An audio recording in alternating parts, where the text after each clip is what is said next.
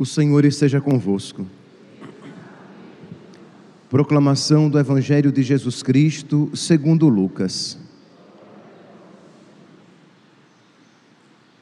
Naquele tempo, disse Jesus aos seus discípulos: tomai cuidado para que os vossos corações não fiquem insensíveis por causa da gula, da embriaguez e das preocupações da vida, e esse dia não caia de repente sobre vós, pois esse dia cairá como uma armadilha sobre todos os habitantes de toda a terra. Portanto, ficai atentos e orai a todo momento, a fim de terdes força para escapar de tudo o que deve acontecer e ficardes em pé diante do Filho do Homem. Palavra da salvação.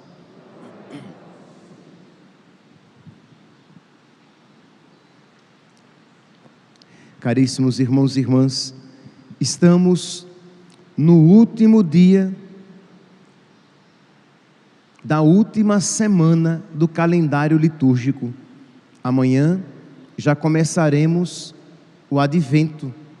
E como nós já falamos outras vezes, nestas últimas semanas do final do ano litúrgico, a Igreja ela reflete a respeito das realidades últimas: juízo final, a morte, a segunda vinda de Cristo. Então é uma ocasião para nós refletirmos a respeito da nossa vida, que nós seremos julgados por nosso Senhor, de que nós iremos prestar contas dos nossos atos, do bem, pelo bem que nós fizemos, e pelo mal que deixamos de fazer, nós seremos recompensados. Mas pelo mal que praticamos, ou pelo bem que deixamos de fazer, nós seremos castigados. Pois bem, então, na liturgia de hoje, o Evangelho, ele precisa ser ouvido nessa perspectiva. Isto é, estamos no final dos tempos, estamos às portas do juízo, e o Senhor então diz: tomai cuidado para que os vossos corações não fiquem insensíveis, não fiquem dormentes, não fiquem entorpecidos por causa da gula, da embriaguez e das preocupações da vida. Isto é, nós só aqui poderíamos, para simplificar, nós poderíamos dividir da gula e da embriaguez, os prazeres sensíveis, aqueles prazeres que muitas vezes movem as pessoas, e as preocupações da vida, tanta coisa que enche o nosso coração, que não é Deus, e que não nos leva para Deus. Meus irmãos, é uma realidade infelizmente presente no homem marcado pelo pecado. Ele tende a fugir da dor e buscar o prazer. Constantemente ele está buscando aquilo que agrada os seus sentidos. Por gula aqui, gula e embriaguez, não compreendamos apenas a comida e a bebida, mas compreendamos aqui as realidades gozosas, as realidades que oferecem uma compensação imediata e pela qual nós recusamos e desprezamos o Senhor.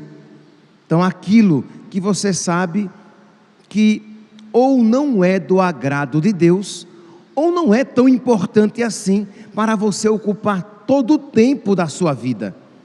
Porque eu não estou me referindo apenas àquelas realidades más e pecaminosas. Estou falando também, a palavra de Deus se refere também a tudo aquilo que confere, que concede algum prazer, mas que não é uma realidade pela qual vale a pena se sacrificar. Então aqui, meus santos, nesse último dia do ano litúrgico, é sempre bom recordar que o ano litúrgico, o final do ano litúrgico não coincide com o final do ano civil. Hoje é o último dia do ano litúrgico, enquanto o último dia do ano civil é o dia 31 de dezembro. Então, no último dia do ano litúrgico, nós refletimos sobre a morte, nós refletimos sobre o nosso juízo. Enquanto normalmente, o último dia do ano civil, nós refletimos, nós fazemos uma análise daquilo que vivemos e daquilo que provavelmente nós iremos viver no ano que se inicia. No último ano do ano litúrgico, nós refletimos sobre a morte e o juízo. Se hoje fosse o dia do meu juízo, se hoje eu estivesse diante de nosso Senhor, eu estaria preparado para receber uma boa sentença? Eu estaria preparado para ouvir: vinde a mim, vinde à minha direita, dizendo aos que estão à minha direita: vinde, benditos do meu Pai, vinde, felizes, felizardos. Ou a nós seriam ditas outras palavras. Então, a primeira coisa aqui é isso: voltar a nossa atenção para aquilo que verdadeiramente importa e que os prazeres podem entorpecer. Qual é a palavra que é usada aqui? Tomai cuidado para que os vossos corações não fiquem insensíveis. Sim, porque se você normalmente busca as coisas que lhe dão prazer, se você normalmente busca as realidades que se podem ver e se podem tocar, o que é que vai acontecendo no seu coração? Você vai sentindo cada vez mais necessidade de coisas que podem ser vistas e tocadas.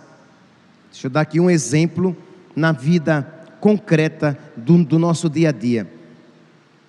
Aqui a palavra de Deus fala de corações insensíveis, de corações entorpecidos, de corações dormentes. Pois bem, quando é que isso acontece com a nossa alma? Ou melhor, desculpe, quando é que isso acontece na vida real? Faça a experiência de você pegar, sei lá, um suco de manga. Suco de manga é bom, para quem gosta de manga. Um suco de manga, aí você coloca, mau gosto, você coloca bastante açúcar neste suco de manga, de modo que fica dulcíssimo. Ou você toma uma garapa, eu tenho que dizer para pelo menos lá em Alagoas, nós conhecemos mais como caldo de cana. Se eu disser garapa, talvez as pessoas não relacionem. Então você pega e toma um copo de garapa, de caldo de cana, e depois você vai comer uma fatia de melão, uma fatia de melancia, chupar uma laranja. Aquelas frutas vão ficar sem graça. Por quê? Porque você encheu as suas papilas gustativas de açúcar, elas ficaram entorpecidas, elas ficaram viciadas, elas ficaram acumuladas de açúcar, de modo que elas não vão conseguir saborear a doçura do melão, da melancia, da laranja, porque as papilas gustativas estão viciadas em açúcar. Pois bem, quando você vicia a sua alma aos prazeres sensíveis, para que você sinta prazer novamente, você precisa de algo sensível, mais forte ainda. Da mesma maneira que quem tomou um copo de garapa só vai sentir uma doçura se ele tomar um milkshake do Bob's. Ele não vai sentir doçura com uma fatia de melão. Ele precisa de algo mais doce ainda, com mais açúcar ainda, para que ele sinta a doçura daquele alimento. Pois bem, da mesma maneira, se você só busca realidades sensíveis, se você só busca aquilo que lhe dá prazer, você se torna insensível à vida espiritual. você reza e a sua alma não encontra alegria, porque você embruteceu a sua alma. Você só busca o que? A bebida e a comida, isto é, você só busca as realidades que conferem prazer imediato. E é claro que na vida espiritual a realidade é diferente. Você vive tomado de preocupações na vida, preocupado se você vai conseguir pagar as suas contas, preocupado se você vai conseguir comprar roupa nova para o final do ano, preocupado se você vai ter dinheiro para pagar o imposto de renda, preocupado se você vai conseguir pagar a escola das crianças e a matrícula, todas coisas lícitas, hein? Eu não falei nada de ilícito. Não há nenhum problema de você comprar roupa nova, não há nenhum problema de você receber o seu dinheiro e pagar as suas contas e o imposto de renda, e não há nenhum problema de você pagar as contas para que os seus filhos tenham uma vida digna e confortável. O problema é quando você vive tomado e guiado, ou melhor, arrastado simplesmente pela gula, pela embriaguez e pelas preocupações da vida. Você só pensa no que é deste mundo, você só pensa no que é passageiro, e o seu coração se tornou dormente, adormecido, insensível às realidades espirituais. Falar do céu para uma pessoa que só vive pensando nas coisas da terra não lhe encanta o coração. Meus irmãos, eu acredito que em uns mais, em outros menos, mas não há como de alguma maneira não se encontrar nessas palavras, porque infelizmente nós somos tocados pelo pecado original, e de alguma maneira, em uns mais, em outros menos, mas todos somos atraídos pelos prazeres deste mundo, prazeres lícitos, tá? Eu não estou falando aqui dos prazeres ilícitos, estou falando aqui dos prazeres lícitos. De alguma maneira, nós trazemos muitas preocupações na nossa vida, além dessas que eu já citei: preocupação com a sua saúde, preocupação com a sua fama, preocupação com o seu casamento, mas são todas preocupações deste mundo, são todas preocupações de coisas que passam. Ora, qual é então o remédio para a nossa alma? Porque se eu dissesse só isso, eu teria deixado a bomba em suas mãos e não dá uma solução. Então tá bom, nós vimos o problema, agora qual é então a solução? A própria palavra nos dá. Sigamos em frente. Versículo 34, Lucas capítulo 21, versículo 34: tomai cuidado para que os vossos corações não fiquem insensíveis por causa da gula, da embriaguez e das preocupações da vida, e este dia caia de repente sobre vós. Lembra que nós estamos aqui refletindo a luz do juízo? Então vem o dia do juízo e você não está preparado, porque você passou a vida inteira preocupado, colocando o que tem de melhor em você, focado nas coisas que passam, de modo que o juízo cairá como uma desgraça. Portanto, ficai atentos e orai a todo momento. O remédio é esse, a vigília, a oração. Por quê? Porque a oração, se for uma oração minimamente bem feita, ela coloca os nossos sentidos no céu. Isto é, ela de alguma maneira nos obriga a pensar nas coisas do alto, a pensar nas realidades sobrenaturais.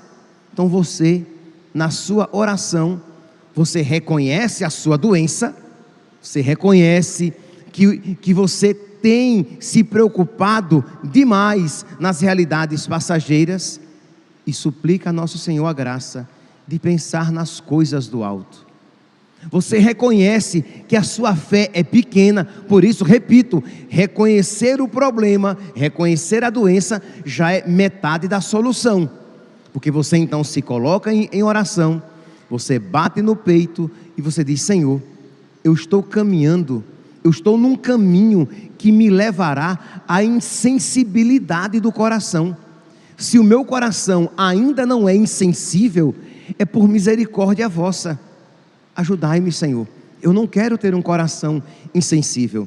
Ajudai-me, Senhor. Eu não quero viver preocupado principalmente e apenas nas coisas que passam. Eu quero, Senhor. Eu não quero viver buscando simplesmente o prazer e fugindo da dor, simbolizados aqui na comida e na bebida. Eu quero, Senhor, ser um homem de fé. Eu quero, Senhor, ser uma mulher de fé. Eu quero, Senhor, viver de tal maneira, de modo que, quando a morte me surpreender, e a morte nos surpreenderá a todos, com raríssimas exceções a quem Deus revelar o dia da sua morte, como aconteceu com alguns santos, senão, na esmagadora maioria, a morte virá num dia que nós não sabemos e numa hora em que nós não esperamos. Mas concede-me, Senhor, de tal maneira viver esta vida, de modo que, quando eu for surpreendido pela morte, eu não seja, Senhor, eu não me veja surpreendido no inferno, mas me veja, Senhor, preparado para o juízo. Eu me veja de pé. É essa a expressão, a imagem que o Evangelho de hoje nos dá. Portanto, ficai atentos e orai a todo momento, a fim de terdes força para escapar de tudo o que deve acontecer e para ficardes de pé diante do Filho do Homem. A imagem aqui é o juízo, o juiz sentado no trono, porque era assim que o juiz dava as sentenças, ele sentado no trono, o réu de pé para ouvir a sentença. Então, meus irmãos, oração. Então é tão importante quando um tempo novo se nos avizinha, se aproxima de nós, o tempo do advento. Então, um tempo de mais oração, um tempo de mais vigília. Vigiai e orai a todo momento, a fim de terdes forças no dia do juízo. Então, meus irmãos, a mensagem é clara, mas eu gostaria de reforçar a mensagem positiva, isto é, que nós devemos vigiar e orar, com uma imagem negativa de quem não vigiou e orou, com uma homilia de São Macário, no século IV, São Macário falando a respeito de uma alma que não reza, e ele usa uma imagem concreta, uma imagem, digamos, material, para falar o que acontece espiritualmente numa alma que não reza. Então ele diz: se uma casa não for habitada pelo dono, já está claro, né? A casa aqui é a imagem da alma, e o dono é Deus, é Cristo. Pois bem, se uma casa não for habitada pelo dono, ficará sepultada na escuridão, desonra, desprezo, repleta de toda espécie de imundícia. Uma alma que não reza é, de alguma maneira, uma alma desabitada, e uma vez desabitada, ela está sujeita a todos os vícios, a todos os desregramentos, a todas as imundícies. Também a alma, sem a presença de seu Deus, cobre-se com as trevas do pecado, de sentimentos vergonhosos e de completa infâmia. Então, assim como uma casa sem o seu dono, ela está sujeita a tudo, ela pode ser roubada, ela pode ser arrombada e roubada, a sujeira nela se espalha, o mofo, o ar é insalubre, porque ela está toda trancada, a luz nela não pode entrar.